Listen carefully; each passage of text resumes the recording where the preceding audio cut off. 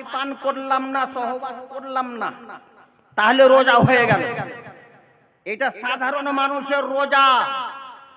আর বিশিষ্ট লোকদের রোজা 2 নম্বর রোজা। বিশিষ্ট লোকদের রোজা কিরকম হয়? তো বিশিষ্ট লোকদের রোজা ফাকাফুল জাওয়ারিহি আনিল আসাম।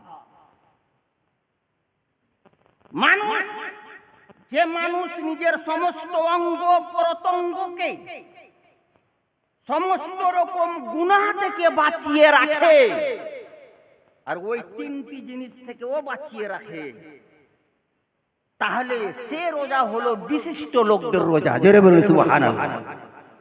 ব্যাখ্যার দরকার আছে, কিছু ডিটেইলসের দরকার আছে, তাহলে বুঝতে পারবেন যে সমস্ত অঙ্গ প্রত্যঙ্গকে গুনাহ থেকে বাঁচিয়ে রাখার মানে কি হলো।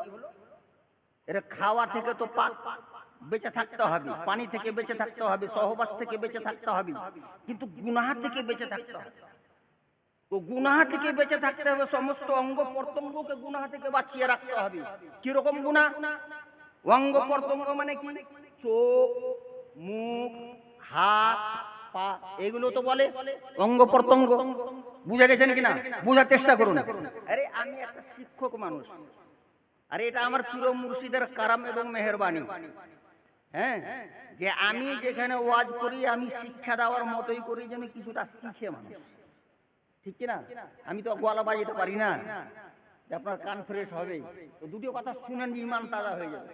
আরো শুনেন, আমার ব্যাটারি আস্তে আস্তে কিন্তু গরম হচ্ছে, আর ইনশাআল্লাহ গরম হবে। হুজুরের কারাম আছে, আর আমার প্রিয় মুর্শিদের খাস কারাম আছে, আর হুজুর হাফিজ রিয়াজউদ্দিন আলাইহি রহমতুর রুজওয়ানের উরুসে আছে। সব আল্লাহ ওয়ালাদের মাহফিল আছে ইনশাআল্লাহ রহমান। বলার এনার্জি, আপনার শোনার এনার্জি হলি বলার এনার্জি। ব্রাদারান ইসলাম, তাহলে মানুষের অঙ্গ প্রত্যঙ্গ কি হলো? চোখ, মুখ, হাত, পা, লজ্জা স্থান ইত্যাদি। তো চোখকে আপনি গুনাহ থেকে কিরকম বাঁচাবেন? চোখকে গুনাহ থেকে বাঁচাতে হবে যেদিকে তাকাতে নিষেধ করা হয়েছে। যেদিকে তাকাতে নিষেধ করা আছে, যার তার স্ত্রীকে তাকাবেন, তাকানো চলবে না। নিজের স্ত্রীকে তাকাও, সওয়াব পাওয়া যাবে, নেকি পাওয়া যাবে। আর যার তার স্ত্রীকে তাকাবে, নেকি পাওয়া যাবে না, গুনাহ হবে। তো চোখকে গুনাহ থেকে বাঁচিয়ে রাখতে হবে, ঠিক আছে? তাস থেকে বাঁচিয়ে রাখতে হবে, দেখতেও হবে খারাপ জিনিস দেখতে হবে না, যেগুলো নিষিদ্ধ আছে। আর মুখও বাঁচিয়ে রাখতে হবে। কিভাবে? হিফজুল লিসান, জবানের হেফাজত করতে হবে।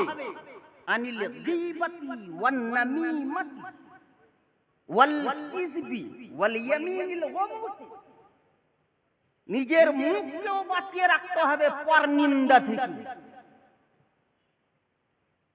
গীবত থেকে, চুগলখড়ি থেকে, মিথ্যা থেকে এবং মিথ্যা কসম থেকে বাঁচিয়ে রাখতে হবে।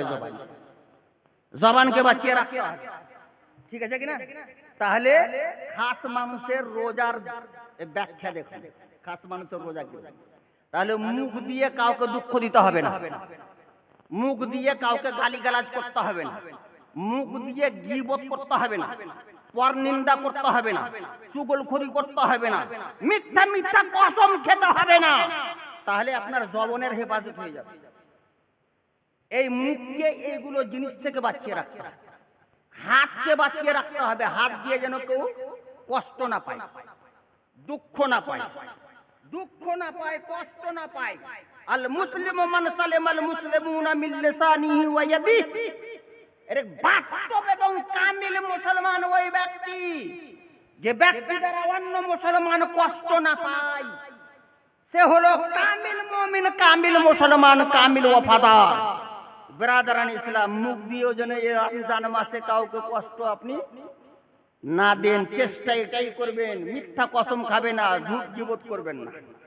হাত আপনাকে দিয়েছেন আল্লাহ রাব্বুল আলামিন, হাত দিয়ে কষ্ট দিতে হবে না, পা জুয়ার আড্ডার দিকে নিয়ে যেতে হবে না, তাড়ির ভাট্টির দিকে যেতে হবে না, শরাবের দিকে নিয়ে যেতে হবে না, খারাপ জায়গাতে নিয়ে যেতে হবে না।